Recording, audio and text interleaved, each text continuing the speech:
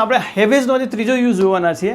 ત્રીજો યુઝ શું છે તો કે જ્યારે પણ તમે કોઈ પણ વસ્તુ ખાઓ છો, પીવો છો, કન્ઝ્યુમ કરો છો, રાઈટ, પરચેસ કરો છો, આ બધી વસ્તુ માટે આપણે હેવ અને હેઝનો ઉપયોગ કરી શકાય. રાઈટ, આપણે ઘણી વખત કહીએ ને મારે ભાઈ થોડું આમ એક્સપર્ટ ઇંગ્લિશ શીખવું છે, તો એક્સપર્ટ એટલે કાંઈ ન હોય. એક્સપર્ટમાં શું હોય, અમુક શબ્દો જે છે ને એ ચેન્જ કરી નાખવાના એટલે એ એક્સપર્ટ થઈ ગયું. રાઈટ, ફોર એક્ઝામ્પલ મારે એમ કેવું હોય કે હું ચા પીઉં છું. રાઈટ, ઓકે, તો ચા પીવા માટે આપણે શું કરી શકીએ તો કે આઈ હેવ અ ટી. ડ્રિંક ના આવે ત્યાં શું કહેવાય, આઈ હેવ અ ટી.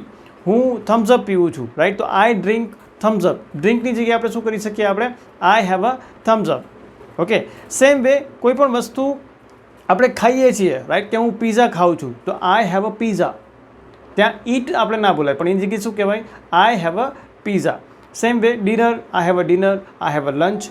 એ રીતે આપણે હેવેઝનો ઉપયોગ અહીંયા કરી શકીએ છીએ. ઓકે, તો આને કહેવાય ઇમ્પ્રેસિવ ઇંગ્લિશ લેંગ્વેજ. બીજું આમાં કાંઈ હોતું નથી. જો વિડીયો ગમેલો હોય તો લાઇક, શેર અને કોમેન્ટ્સ જરૂર કરો. Thank you.